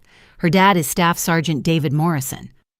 Agent Porter typed quickly and then turned her laptop screen toward us.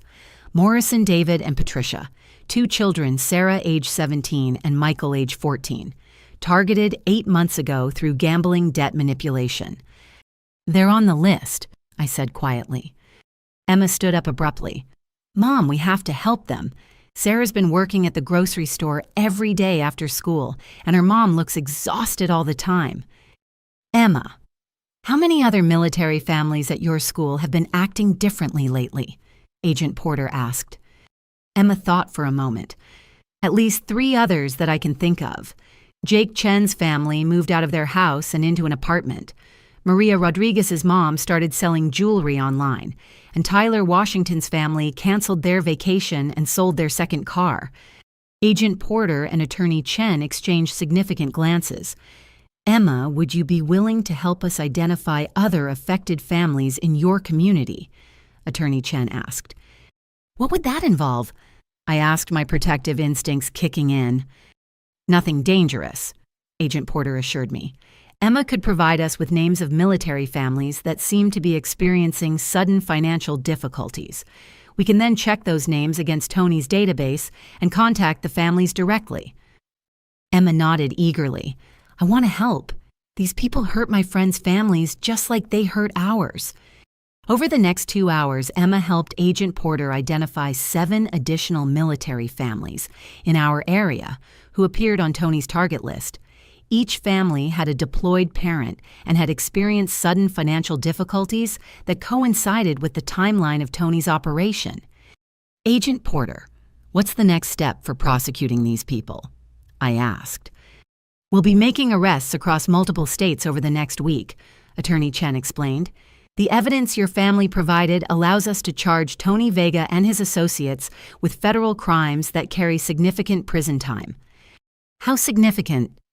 Tony Vega is looking at 15 to 20 years in federal prison for conspiracy to defraud military personnel, money laundering, and racketeering, Attorney Chen said. His associates will face similar charges based on their level of involvement. Jessica spoke up from the armchair where she had been quietly listening. What about me? What charges am I facing? Attorney Chen reviewed Jessica's file. Based on your cooperation with the investigation and your testimony, we're recommending a plea agreement that involves community service and financial restitution rather than prison time. What kind of community service? Jessica asked. You'll work with military family support organizations to help other families recognize and avoid predatory lending schemes. Agent Porter explained, your experience will help protect other military families from the kind of manipulation you experienced. I looked at Jessica and realized that despite her terrible choices, she was genuinely committed to making amends for the damage she had caused. Jessica, there's something I need you to understand, I said. Your cooperation with this investigation doesn't automatically fix our family relationships. You're going to have to earn back trust through your actions, not just your words. I understand, Jessica replied. Sue, I know I broke our family, but I want to spend whatever time it takes helping other families avoid what we went through. Emma stood up and walked over to Jessica's chair. Aunt Jessica, I'm still angry about what you did, but I'm proud of you for helping catch these people. As I watched Emma hug her aunt, I realized that our family's healing was going to be a long process that would require forgiveness, accountability, and a shared commitment to protecting other military families from exploitation. But for the first time since coming home from deployment, I felt hope that we could rebuild our relationships on a foundation of truth rather than secrets and manipulation. 2 weeks later, I sat in the federal courthouse in downtown Portland, watching as Tony Vega and 4 of his associates were arraigned on charges that would keep them in prison for decades. The courtroom was packed with military families from across the region who had been victimized by their operation. U.S. District Judge Catherine Morrison read the charges with a gravity that reflected the scope of the criminal enterprise. Anthony Vega, you are charged with conspiracy to defraud military personnel, racketeering money, laundering identity theft, and operating an illegal gambling enterprise specifically targeting deployed service members and their families. Tony Vega, who had looked so confident and threatening in our living room just weeks before now, stood in an orange jumpsuit, with his hands shackled, looking pale and defeated as the weight of federal justice descended on him. Attorney Chen presented evidence that revealed the true scope of the criminal network. Your Honor, this defendant operated a systematic scheme that specifically targeted the families of deployed military personnel, exploiting the emotional vulnerability and financial stress created by military deployment separations. The judge reviewed the evidence files that Agent Porter and our family had helped compile. Mr. Vega, the court notes that your operation specifically researched military deployment schedules, family financial situations, and even the psychological profiles of military spouses and children to maximize the effectiveness of your criminal enterprise. Furthermore, Judge Morrison continued, the evidence shows that you deliberately created gambling addiction in victims through rigged online platforms, then used threats against military children to extort money from deployed soldiers who were serving their country overseas. I felt a deep satisfaction as I watched Tony Vega's expensive lawyers struggle to find any defense for their clients' actions. The evidence was overwhelming, and the federal sentencing guidelines for crimes against military families were severe. During the sentencing phase, Judge Morrison addressed Tony directly. Mr. Vega targeting military families while their soldiers are deployed overseas represents a particularly heinous form of theft that strikes at the heart of our nation's military readiness and family security. Your operation stole over $4.2 million from families who were already sacrificing for their country's defense. You threatened children, manipulated vulnerable family members, and deliberately exploited the service and sacrifice of American military personnel. Tony Vega received a sentence of 18 years in federal prison without the possibility of parole, plus an additional 5 years of supervised release. His associates received sentences ranging from 8 to 12 years, depending on their level of involvement in the operation. But the legal reckoning extended beyond just Tony's immediate organization. The FBI investigation had uncovered a network of corrupt financial advisors, bankruptcy attorneys, and online gambling operators who had been working together to target military families. Attorney Chen explained the broader prosecutions to our family during a meeting after the sentencing. Sergeant Patterson, your case has triggered the largest federal investigation of crimes against military families in recent history. How many people are being prosecuted? I asked. 37 defendants across 8 states, including financial advisors who were working on military bases. Attorney Chen replied. We've also shut down 12 illegal gambling websites and seized assets worth over $8 million. Jessica, who had been attending all the court proceedings as part of her cooperation agreement, spoke up. What happens to the money that was seized? All seized assets will be distributed to the military families who were victimized, Attorney Chen explained. Based on our calculations, most families will recover their full losses plus additional compensation for damages. Agent Porter opened a folder containing financial recovery documents. Sergeant Patterson, your family is entitled to receive $28,000 in recovered funds, plus an additional $15,000 in federal victim compensation.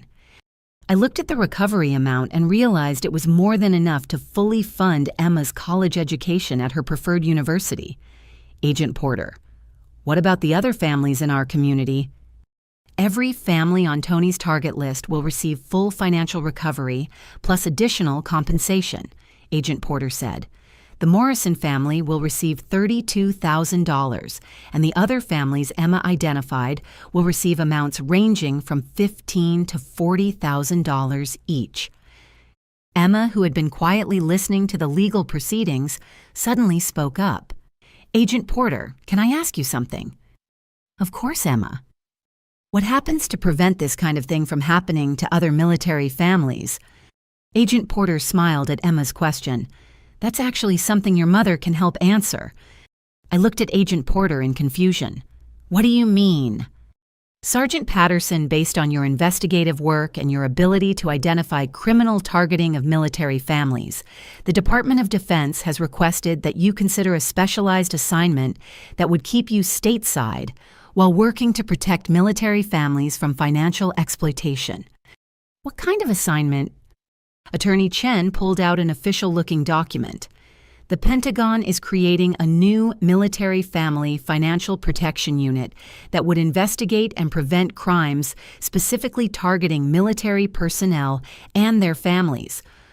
They want you to lead the training program for military investigators who would work with FBI agents like Agent Porter to identify and shut down operations like Tony Vega's. Agent Porter explained. I stared at the assignment offer, realizing that Tony Vega's attempt to destroy my family had inadvertently created an opportunity for me to protect thousands of other military families. Would this assignment keep me near Emma? I asked. The position is based here in Oregon with travel to military bases for training purposes, Attorney Chen said. You would be home every night and Emma could attend college locally while you develop programs to protect other military children. Emma grabbed my hand excitedly.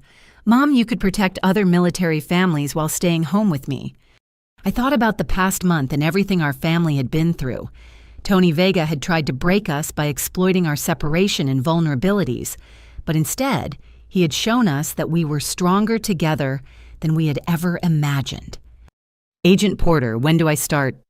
Over the following weeks, I watched as our community of military families began healing from the systematic exploitation they had endured. The Morrison family was able to move back into their original house, and Sarah rejoined the debate team. Other families in our area used their financial recovery to pay for children's college expenses and rebuild their financial security. Jessica completed her community service by speaking to military spouse groups about recognizing predatory lending schemes, turning her experience with manipulation into education that would protect other families. But perhaps the most meaningful outcome was watching Emma develop into an advocate for military families who had been victimized by financial crimes. Emma started a support group at her high school for children from military families, providing peer counseling for teenagers whose families had been targeted by criminal organizations.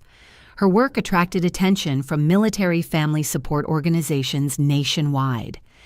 Mom, Emma said one evening as we cooked dinner together, I've been thinking about what I want to study in college. What have you decided? I want to study criminal justice and specialize in military family protection law, Emma said. I want to be like Attorney Chen and Agent Porter, helping families fight back against people who try to hurt them. As I watched Emma planning her future career in protecting military families, I realized that Tony Vega's criminal enterprise had failed in every possible way. He had tried to steal our money, but instead we had recovered more than we lost. He had tried to break our family, but instead, we had become stronger. Most importantly, he had tried to make us victims, but instead, he had created advocates who would spend our lives protecting other families from exactly the kind of exploitation we had survived. 3 months after Tony Vega's sentencing, I watched Emma address a packed auditorium at the Portland Convention Center during the Northwest Military Family Support Conference. My 17-year-old daughter stood confidently at the podium, speaking to an audience of military spouses, family support coordinators, and federal investigators about recognizing and preventing financial exploitation. When my mom came home from deployment last Christmas, I had no idea that criminals had been stealing my college fund for months. Emma began, her voice steady and clear. I had been working at a coffee shop saving money for community college because I thought my family couldn't afford a real university. The audience listened intently as Emma described our family's experience with Tony Vega's operation. But instead of focusing on the trauma we had endured, Emma emphasized the strength we had discovered and the lessons we had learned about protecting other military families. What I learned from this experience is that military children have a responsibility to help protect each other. Emma continued, we know our communities better than anyone else, and we can recognize when families are struggling in ways that might indicate criminal targeting. After Emma's presentation, she was surrounded by military teenagers from across the region who wanted to learn how to start similar support groups in their own communities. I watched with pride as Emma shared resources and strategies for peer counseling and family advocacy. Emma, you've really found your calling, said Colonel Patricia Williams, the conference organizer. Have you considered applying for the Military Child Advocacy Scholarship Program? What's that? Emma asked. Colonel Williams explained that the Department of Defense had created a new scholarship program specifically for military children who demonstrated leadership in protecting and supporting military families. Recipients receive full tuition support for undergraduate and graduate studies in fields related to military family services. The scholarship includes internship opportunities with federal law enforcement agencies, military legal services, and family advocacy programs. Colonel Williams continued, "Based on your work with the support group and your family's experience with the federal investigation, you would be an ideal candidate." Emma looked at me with excitement. "Mom, could I really work with the FBI while I'm in college?" "Emma, I think you could do anything you set your mind to," I replied, remembering the scared teenager who had asked, "What money?" just a few months ago and comparing her to the confident advocate standing before me now. Over the following weeks, Emma worked on her scholarship application while continuing to expand her peer support network. She had created online resources that were being used by military children nationwide to identify and report potential financial exploitation of their families. "Mom, I got a call from Agent Porter today," Emma said one evening as we reviewed her scholarship essays together. "The FBI wants to interview me about developing peer reporting systems for military communities." "What kind of peer reporting systems?" I asked. "They want to create a confidential way for military children to report when they notice sudden changes in family financial situations that might indicate criminal targeting," Emma explained. "Kids notice things that adults miss, especially when families are trying to hide financial problems." Agent Porter visited us the following week to discuss Emma's potential role in developing protection systems for military families. "Emma, your support group model has been adopted by 15 military communities nationwide," Agent Porter said. "The peer counseling approach you developed helps families identify problems earlier and report them before significant damage occurs." "How many families have been helped so far?" Emma asked. "Your peer reporting network has helped us identify and stop criminal targeting of 23 military families over the past 3 months," Agent Porter replied. "Without early intervention, those families could have lost hundreds of thousands of dollars." I watched Emma's face light up as she realized the impact her work was having on protecting other military children. "Agent Porter, when I'm in college, could I work with your team during summers and breaks?" "Emma, if you're accepted into the Military Child Advocacy Scholarship Program, you would have the opportunity to work directly with federal investigators, military legal teams, and family protection specialists throughout your college career." Emma's scholarship application was accepted 2 months later, along with an offer to attend her preferred university with full financial support and guaranteed internship placements with federal law enforcement agencies. But perhaps more meaningful than the scholarship was the letter Emma received from Sarah Morrison and the other military children whose families had been targeted by Tony Vega's operation. "Emma, your support group saved our family," Sarah wrote. "When you helped me understand that my parents weren't failing financially but were being targeted by criminals, it helped all of us heal and move forward. Thank you for turning your family's trauma into protection for other families." The letters came from military children across the country who had benefited from Emma's advocacy work and peer support resources. Each letter reinforced Emma's commitment to her chosen career path in military family protection. "Mom, I've been thinking about what I want to accomplish in college and beyond," Emma said one evening as we planned her freshman year schedule. "What are your goals, sweetheart?" "I want to become a federal prosecutor specializing in crimes against military families," Emma said. "But I also want to continue developing peer support systems that help military children protect each other." "Those are ambitious goals," I said, "but I know you can achieve them." "Mom, there's something else I want to do," Emma continued. "I want to write a book about our family's experience and how military families can fight back against financial predators." I thought about everything Emma had been through and how she had transformed from a confused victim into a powerful advocate for military families. "Emma, I think that book could help a lot of families. I want to call it Fighting Back: A Military Family's Guide to Defeating Financial Predators," Emma said. It would include practical advice for recognizing targeting legal resources for fighting back, and stories from families who have successfully protected themselves. As I watched Emma planning her book project while preparing for college, I realized that Tony Vega's attempt to destroy our family had accidentally created something far more powerful than he could have imagined. Emma had discovered that her own trauma could become a source of strength and protection for other military children.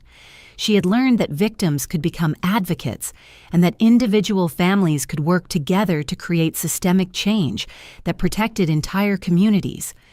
Most importantly, Emma had learned that military families are never truly alone when they choose to fight back together. 6 months after Tony Vega's sentencing, our family reached a turning point that required difficult conversations about forgiveness, accountability, and the future of our relationships. I had been attending family therapy with my parents and Jessica working through the complex dynamics that had allowed our family to become vulnerable to criminal exploitation in the first place. "Sue, I understand why you're angry with us," my father said during one of our therapy sessions. "I made choices that put Emma's future at risk, and I let my addiction cloud my judgment about what was best for our family." "Dad, it's not just about the gambling," I replied. "It's about the fact that you, Mom, and Jessica all chose to hide the truth from me while I was deployed and vulnerable. You made decisions about my life and Emma's future without including us in those decisions." Dr. Sarah Mitchell, our family therapist, had been helping us navigate these conversations with professional guidance. "Harold, can you help Sue understand what was driving your decision-making process during that period?" My father took a deep breath before answering. "I was ashamed of the gambling, and I was terrified that if Sue found out, it would affect her security clearance or her military career. I thought I could fix everything before she came home." "But you didn't just hide the gambling," I pointed out. "You actively participated in schemes to steal my deployment money and Emma's college fund." "I convinced myself that I was borrowing the money temporarily," my father said quietly. "The gambling sites made everything seem so easy to win back, and Tony's people reinforced that belief." My mother spoke up from her chair across the therapy office. "Sue, I knew Harold was making poor choices, but I was too afraid to challenge him or contact you while you were deployed. Mom, you enabled Dad's choices by covering for him and keeping his secrets," I said. "You helped hide the truth from Emma and me." Dr. Mitchell guided us through establishing new family boundaries that would allow for healing while ensuring accountability. "Sue, what do you need from your parents and Jessica to feel safe rebuilding relationships with them?" "I need complete financial transparency," I said without hesitation. "No family financial decisions get made without discussing them with everyone involved. No more secrets about money. No more hiding debts or problems." "I can agree to that," my father said. "I've been attending Gamblers Anonymous meetings for 4 months now, and part of my recovery involves complete honesty about financial matters." "What else do you need, Sue?" Dr. Mitchell asked. "I need Jessica to understand that her role in this situation was not just passive victimization," I said, looking directly at my sister. "Jessica made active choices to betray our family's trust, and I need her to take responsibility for that." Jessica had been participating in individual therapy to address her own financial decision-making patterns and the shame that had driven her desperate choices. "Sue, I understand that I initiated the contact with Tony's organization, and I understand that my choices put Emma in danger. Jessica understanding is not the same as taking responsibility," I said firmly. "I need to hear you acknowledge the specific ways your choices harmed our family." Jessica took several minutes to compose her response. "Sue, I contacted criminals and gave them detailed information about our family's vulnerabilities. I signed documents that gave them legal authority to steal your military benefits. I participated in schemes to hide the truth from you while you were serving overseas and couldn't protect yourself or Emma." "And what impact did those choices have on Emma specifically?" I asked. My choices cost Emma her college fund and forced her to work to save money for education that should have been provided for her. Jessica said, tears flowing down her face. My choices also put Emma in physical danger by exposing her to criminals who were willing to threaten children to collect debt. Dr. Mitchell helped us establish ongoing accountability measures that would allow our family relationships to heal without repeating the patterns that had made us vulnerable to exploitation. Sue, what kind of ongoing relationship do you want with your parents? And Jessica, Dr. Mitchell asked. I want relationships that are based on truth and mutual respect, I said. I want family gatherings where Emma feels safe and valued, and I want to be able to trust that my family members will make decisions that consider the welfare of everyone involved, not just their own immediate needs. My father had completed gambling addiction treatment and was working with a financial counselor to manage his recovery. Sue, I want to make amends for what I cost Emma. I've arranged to transfer my remaining retirement savings to Emma's college fund as partial restitution for the money I lost. Dad, that's not necessary, I said. Emma's education is fully funded through the criminal recovery money and her scholarship. It's necessary for my recovery, my father replied. I need to make concrete amends for the specific harm I caused. Dr. Mitchell helped us develop a family recovery plan that included regular check-ins, continued therapy, and shared activities that would allow us to rebuild trust gradually. Sue, your family has been through severe trauma, but you've also demonstrated remarkable resilience, Dr. Mitchell said. The key to long-term healing will be maintaining the honest communication patterns you've established and continuing to prioritize Emma's emotional security. Over the following months, our family slowly developed new traditions based on transparency and mutual support. We established monthly family meetings where we discussed financial situations, life changes, and any concerns or problems anyone was experiencing. Emma participated in these family meetings with the confidence of someone who knew she would never again be excluded from decisions that affected her life. I want everyone to know that I'm proud of how our family fought back against those criminals, Emma said during one of our meetings. But I'm even more proud of how we're choosing to be honest with each other now. Jessica continued her community service work with military family support organizations, channeling her experience with financial manipulation into education that helped other families avoid similar exploitation. Sue, I know that earning back your trust is going to be a long process, Jessica said, but I want you to know that helping other military families has become the most meaningful work I've ever done. My parents attended Gamblers Anonymous meetings together and worked with financial counselors to develop healthy money management strategies. They also volunteered with military family support groups, sharing their experience about recognizing and resisting financial manipulation. Sue, we can't undo the choices we made, my mother said, but we can use our experience to help protect other military families from the kind of targeting we fell victim to. As I watch my family members taking concrete steps to rebuild our relationships while also protecting other military families, I realized that healing from betrayal required more than just forgiveness. It required transformation of the patterns and dynamics that had allowed the betrayal to occur in the first place. Our family was not just recovering from criminal victimization. We were learning to function as a family that prioritized truth accountability and mutual protection in ways we had never achieved before the crisis forced us to examine our relationships honestly. 1 year after Tony Vega's arrest, I stood in the Pentagon briefing room addressing senior military leadership about the family protection programs that had emerged from our case.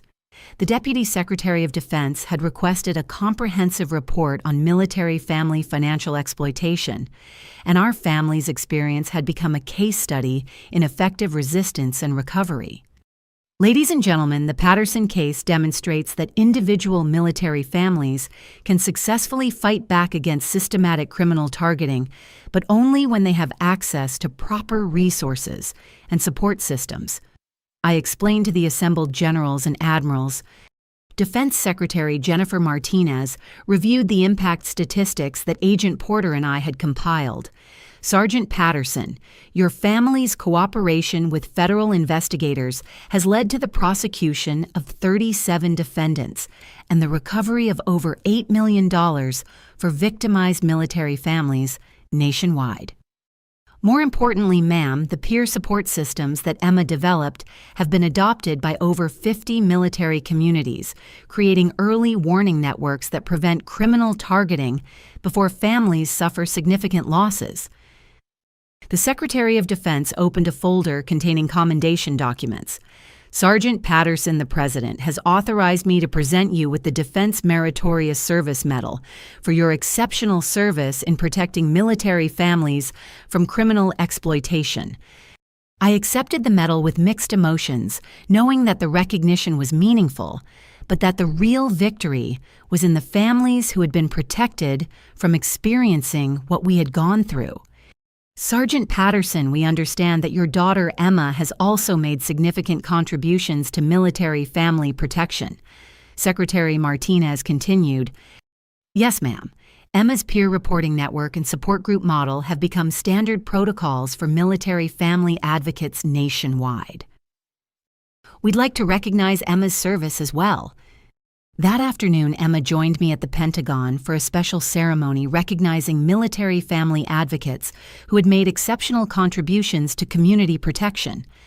Emma, now 18, and in her freshman year of college, had matured into a confident leader whose work was having national impact. Emma Patterson, your innovative approach to peer support and early reporting has helped protect military families across the country, Secretary Martinez said as she presented Emma with a civilian service commendation.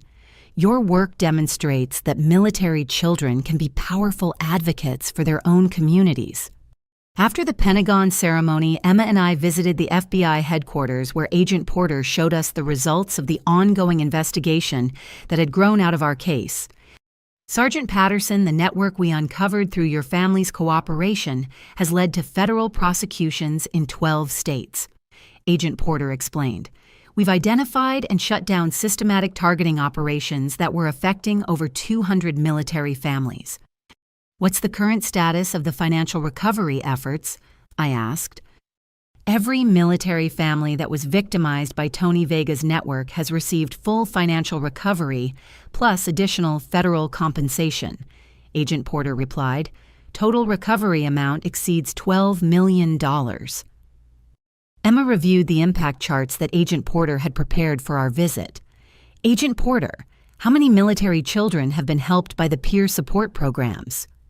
Emma, your support group model is currently serving over 800 military children nationwide, Agent Porter said, but the early reporting system you developed has helped us prevent criminal targeting of an estimated 1,500 additional families. 1,500 families, Emma repeated quietly. That's 1,500 families who didn't have to go through what we went through. The following week, Emma and I were invited to speak at the National Military Family Association annual conference, addressing an audience of over 2,000 military spouses, advocates, and support professionals. When my mom came home from deployment and asked me about the money she had been sending, I had no idea that my confused answer would trigger a federal investigation, Emma told the audience. But I learned that military families have incredible power when we choose to fight back together. Emma's presentation focused on the importance of peer support networks and the unique ability of military children to recognize and report potential criminal targeting of their families. Military kids see things that adults miss, Emma explained. We notice when our friends' families suddenly change their spending patterns, when parents start working extra jobs for unexplained reasons, or when families begin avoiding social activities due to financial stress. During the question and answer session, military spouses from across the country asked Emma about implementing similar support programs in their communities. The key is creating safe spaces where military children can talk about family financial stress without feeling like they're betraying their parents, Emma answered. Most kids want to help their families, but they need guidance about how to recognize criminal targeting versus normal financial challenges. After the conference, Emma and I received a request from the Department of Defense to develop a comprehensive training program for military family advocates based on our experience and the programs Emma had created. Mom, they want us to travel to military bases nationwide, teaching other families how to protect themselves and fight back against financial predators, Emma said excitedly. Emma, that would mean spending our summers visiting military communities and helping them develop protection systems. I can't think of anything I'd rather do with my college breaks, Emma replied. Over the following months, Emma and I developed curriculum materials for military family protection training, combining my investigative experience with Emma's peer advocacy expertise. Our training program included modules on recognizing criminal targeting, federal legal resources, family communication strategies, and community support network development. Sergeant Patterson, your family's transformation from victims to advocates represents exactly the kind of resilience we want to cultivate in military communities nationwide, said General Patricia Foster, who supervised military family readiness programs. General, what we've learned is that individual military families are vulnerable to systematic targeting, but military communities that work together to protect each other become nearly impossible for criminals to exploit successfully. I replied. Emma added, the criminals count on military families being isolated and ashamed when they experience financial problems. But when military children have networks where they can safely discuss family challenges, the isolation disappears and the criminals lose their primary advantage. As Emma and I planned our first summer of traveling to military bases for family protection training, I reflected on how completely our lives had changed since that Christmas morning, when Emma asked, "What money?"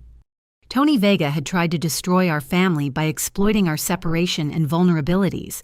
Instead, he had accidentally created a family of advocates whose mission was protecting other military families from exactly the kind of targeting we had survived. Our trauma had become our purpose, and our recovery had become a resource for families nationwide who were facing similar challenges. 2 years after that Christmas morning, when Emma asked, "What money?" I stood in a federal courthouse in Washington, D.C., watching as the final defendants in Tony Vega's criminal network received their sentences. The lead judge in the case, Chief Judge Robert Harrison, addressed the packed courtroom with words that brought closure to our long journey toward justice. The defendants in this case operated a systematic criminal enterprise specifically designed to exploit American military families during their most vulnerable moments, Judge Harrison stated. They targeted the children and spouses of deployed soldiers using sophisticated psychological manipulation and fraudulent documentation to steal millions of dollars from families who were serving our nation. Tony Vega himself had already been serving his 18-year sentence in federal prison, but today's hearing involved the corrupt military base financial advisors, bankruptcy attorneys, and online gambling operators who had been part of his network. The court finds that these crimes represent a particularly heinous form of betrayal, targeting the very families who sacrifice for our national security. Judge Harrison continued, the sentences imposed today reflect the seriousness of these offenses and the need to deter others from similar criminal conduct. The final defendant, a bankruptcy attorney named William Foster, who had been feeding client information to Tony's organization, received a 12-year sentence plus restitution requirements. With his sentencing, the last piece of the criminal network that had targeted our family was finally behind bars. Emma, now 19 and in her sophomore year at Portland State University, sat beside me in the courtroom gallery. She had taken time away from her criminal justice studies to witness the conclusion of the case that had changed our family's life so dramatically. "Mom, is it really over?" Emma whispered as the judge concluded the sentencing proceedings. "Yes, sweetheart, it's finally over." After the hearing, Attorney Chen met with us in the courthouse lobby to discuss the final resolution of our case and its broader impact on military family protection. Sergeant Patterson, this investigation has resulted in the prosecution of 43 defendants across 9 states, Attorney Chen said. The total recovery for victimized military families exceeds $15 million.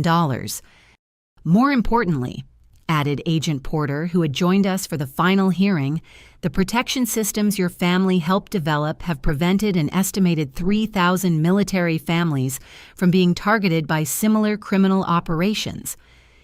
Emma pulled out a folder containing letters from military children whose families had been protected by the peer support networks she had established.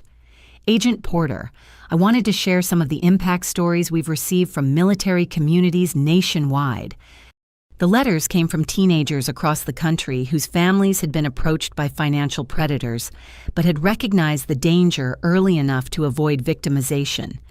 Each letter represented a family that had been spared the trauma and financial devastation that we had experienced. Emma, your work has literally changed how the military protects its families, Agent Porter said. The Department of Defense has adopted your peer reporting model as standard protocol for all military installations. What does that mean exactly? Emma asked. It means that every military base in the United States now has trained military children who know how to recognize and report potential criminal targeting of military families. Attorney Chen explained, your support group model has become official military family readiness policy. As we left the courthouse, Emma and I reflected on the incredible journey that had begun with her simple question about money that was supposed to be helping with her college expenses. Mom, do you ever think about what our lives would be like if I hadn't asked about the money that day? Emma wondered.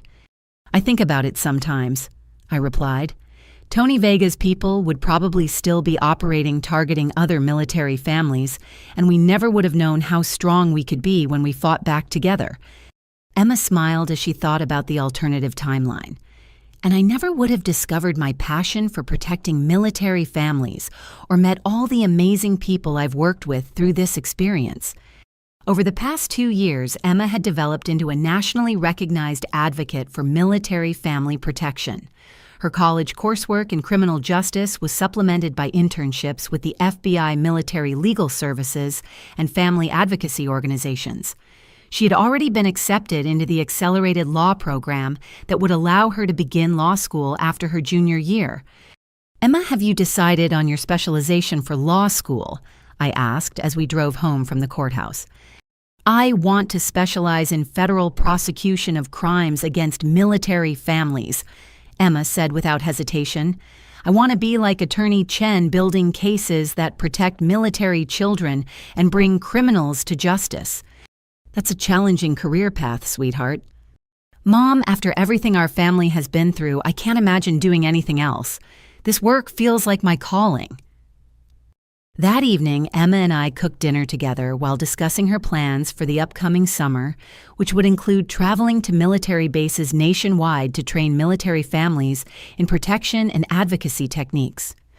Mom, I got a call from Colonel Williams today, Emma said as she chopped vegetables for our salad. The Military Family Protection Initiative wants to offer me a permanent position after law school. What kind of position? I would be the lead prosecutor for the new federal task force that investigates crimes specifically targeting military families, Emma explained. It would be based here in Oregon, but I'd travel to work on cases nationwide. I stopped stirring the pasta sauce and looked at my daughter, who had grown from a confused teenager into a powerful advocate for military families in just 2 years. Emma, that sounds like an incredible opportunity. The best part is that I'd be working directly with families like ours, helping them fight back against criminals and recover from financial exploitation. As I watched Emma planning her career in military family protection, I realized that Tony Vega's criminal enterprise had failed in every conceivable way. He had tried to steal our money, but we had recovered more than we lost. He had tried to break our family relationships, but we had developed stronger bonds based on truth and mutual support. He had tried to exploit Emma's youth and vulnerability, but instead, he had awakened a fierce advocate who would spend her career protecting other military children. Most importantly, he had tried to make us victims, but he had accidentally created a family of protectors whose work would shield thousands of other military families from the exploitation we had survived. "Emma, I'm proud of who you've become," I said as we sat down for dinner together. "Mom, I'm proud of our whole family," Emma replied. "We took something terrible and turned it into something that helps other people. That's pretty amazing."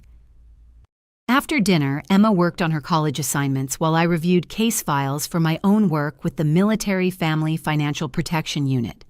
Our dining room table had become a workspace where we both contributed to protecting military families from criminal exploitation.